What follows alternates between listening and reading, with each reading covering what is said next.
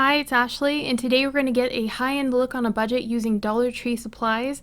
All you're going to need is a handful of things, so stay tuned. And if you haven't yet, click subscribe and hit that notification bell so that you don't miss out on any future content. Here's what you'll need for supplies, and you'll also need to use your Cricut machine and some removable or stencil vinyl. Most of these supplies you can find at Dollar Tree. We're inside Cricut Design Space right now, and we're working from the desktop version of the software. If you're using a phone or a tablet, you'll notice that all the options are along the bottom of the screen rather than the left-hand side or the right-hand side. So that's just something to keep in mind. We're going to take a look at the image library under Images, and we're going to search for a letter for our monogram. The neat thing about using the Cricut Access library is it has a ton of designs already ready for you, so you don't have to do any work with the building and really the design aspect of it. If you don't have Cricut Access, check out defont.com. I'll leave a link below so that you can check that out as well. And there's a lot of free items that you can find for fonts, so you can build something as well, so you aren't feeling limited by that. But I really do recommend Cricut Access if you haven't used it before. So I'm just looking through here for something that's really pretty and graphic. I like that one. Let's see if there's anything else that hits me.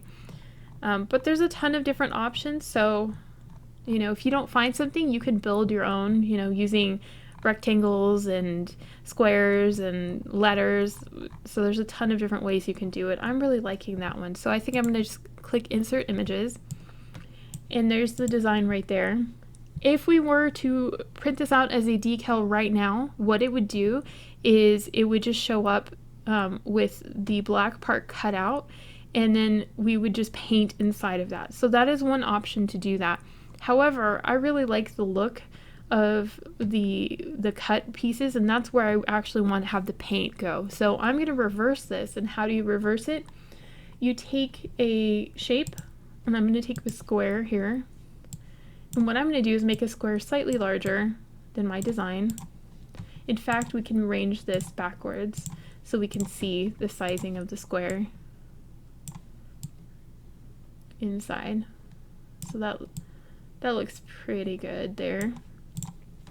We can take and draw a box around the square and the circle and hit the option slice. If you're on your tablet or your phone, you're going to hit Actions, and then you're going to hit Slice. And then what you can do is once it's sliced, you just pull out the first part, which is the top. That's the design we were working with originally. And then what it does is it takes out the picture itself and it leaves behind what's a stencil. So now we have a stencil that we can use to directly copy the same design by painting. So we can delete this, and we can delete this if we're not going to use it any longer. And now we can size our stencil to exactly the right size that we want to use. So I'm going to max out the size here to about 11.5 inches, which is the size of the mat. You can cut it in multiple pieces if you want to make it even larger. That is an option. But for me, I think I'm just going to go ahead and go with the standard size because I think this will look really nice and it'll still leave a visual border on the mat that I'm working with. So I'm going to take this and I'm going to select Make It. And it just shows us the item on the mat and select Continue. For this example, we're using the Explore Air 2, and the knob is set to vinyl. If you're using the Joy or the Maker, you can set which material you're using. So just make sure you have the correct tool in place and load your material. We're going to take our removable vinyl and adhere it to the mat, just making sure to fit within the dimensions here.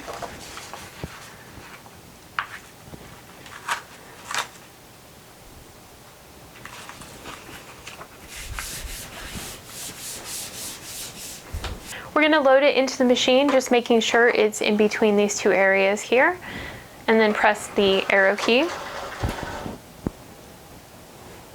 Then we press the Go button.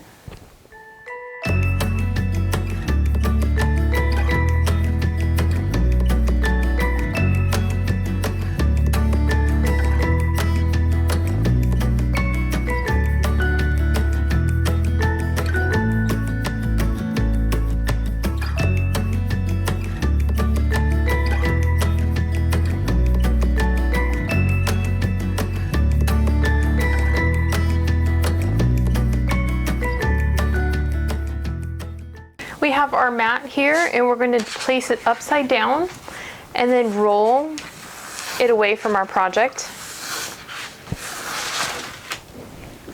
Since this is going to be a reverse image, we're going to make sure that we know which section we're working on. So we're just going to remove the parts that we're going to end up coloring in.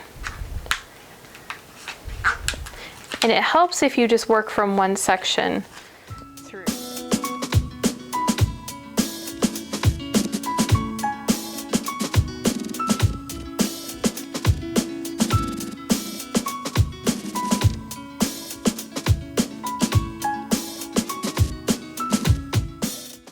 Here's our finished stencil, and we need to transfer it onto the mat itself. So the first step is to make sure that your mat is ready to go. I'm just going to take a lint roller and just go over the top to make sure there's nothing loose. And that way it's nice and prepared. I'm going to set this aside. I'm going to cut out a roll of tape to use, and in a pinch you can use shelf paper, but I don't recommend it. I usually use the Cricut transfer tape, but I'm out right now. I'm waiting for my shipment.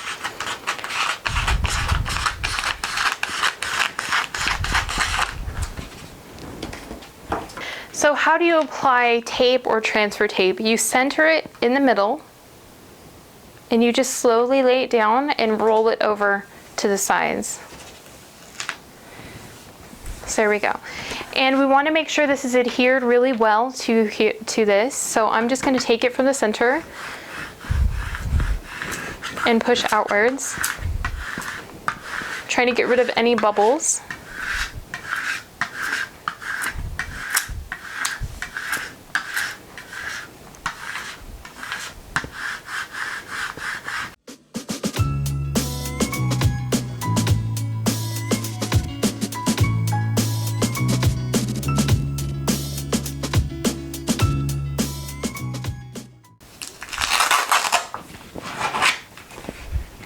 And now we're going to remove the backing, so we're going to flip this over and just roll the backing away. If you're noticing it's not sticking to the tape itself and it's still sticking to the mat, just close this back up and keep working on it again. Now we're going to center this on top of where we're going to work.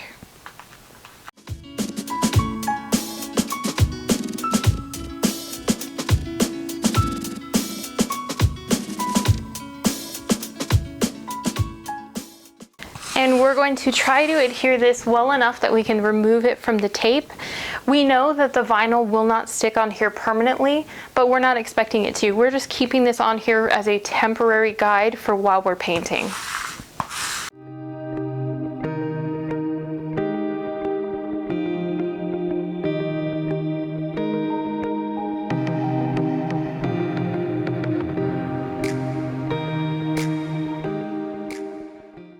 We're going to start from a corner, and as we're working from the corner, if you notice that it's still sticking, we kind of expect it with this. This will probably stick pretty hard. So what we're going to do is just use the edge of our scraper tool or our weeding tool to just help us hold down this design as we're working. And we're going to go slowly. So just making sure to adhere it behind as we're going.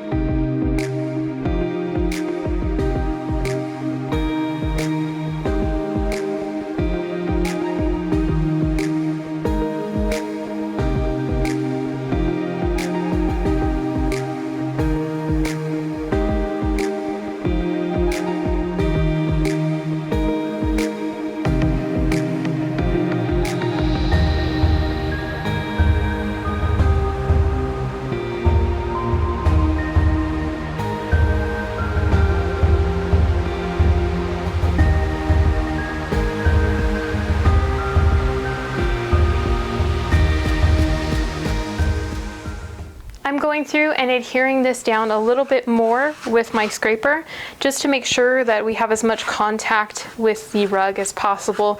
If you're doing a very simple design, you could consider using something like cardstock as well to cut out the pattern and just lay it down and arrange it.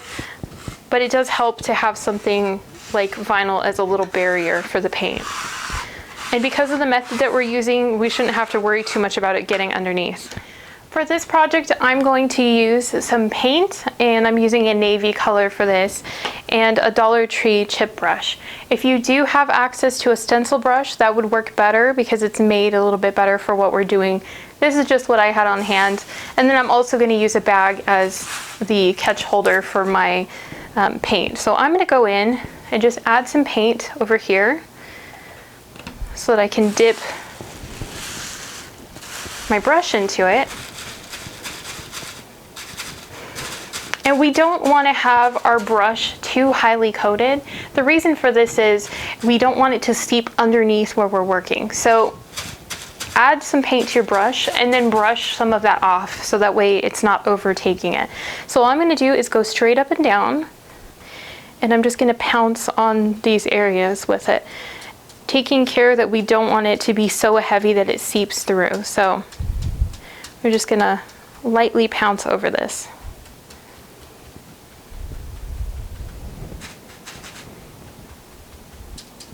I'm just going to kind of work in sections so that I know that I've covered that section really well. And if I think the brush is too heavy, I'm going to go to a new area and work in the middle so it doesn't seep through to the vinyl on the underneath.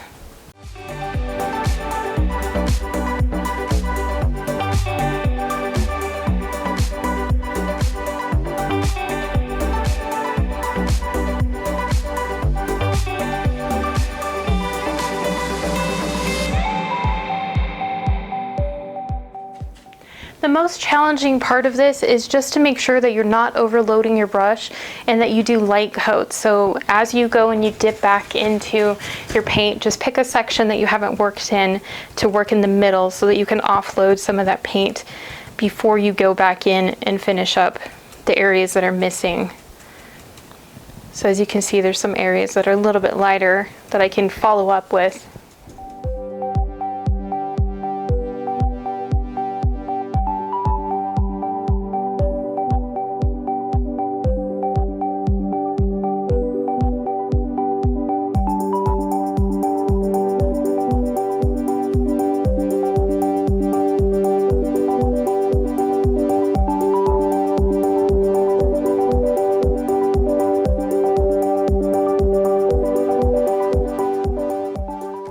And now that we're moving into the outside area, which is really thin, I'm not going to go this direction where I'm following with the brush. I'm going to kind of go this direction, because if I smush this in and there's any point where there's resistance between the two sections, it'll push underneath. So I kind of want to go this direction so that way I'm not pushing apart the vinyl from the underneath part.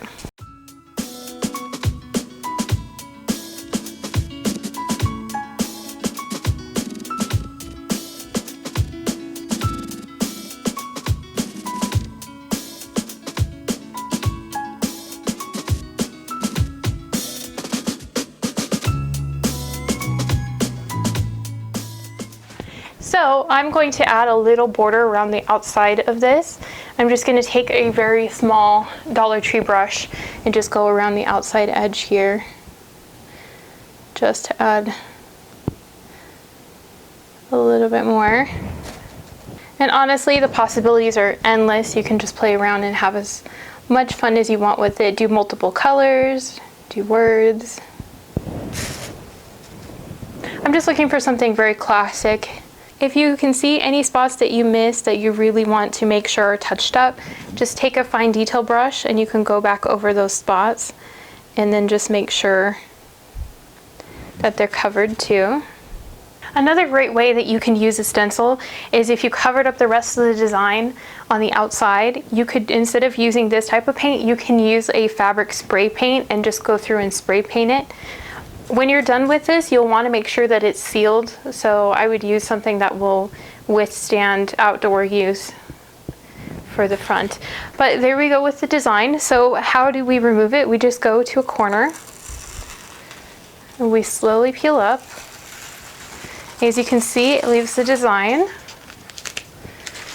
And let's peel up the other parts. Ooh. Doesn't that look cool? It's so neat.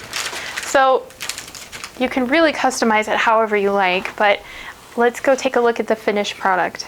I hope you enjoyed this project. Doesn't it look pretty cool? So if you haven't yet, check out our playlist and it'll be listed in the cards, and it has more Dollar Tree and Cricut tutorials for you to check out. I hope you have a great day.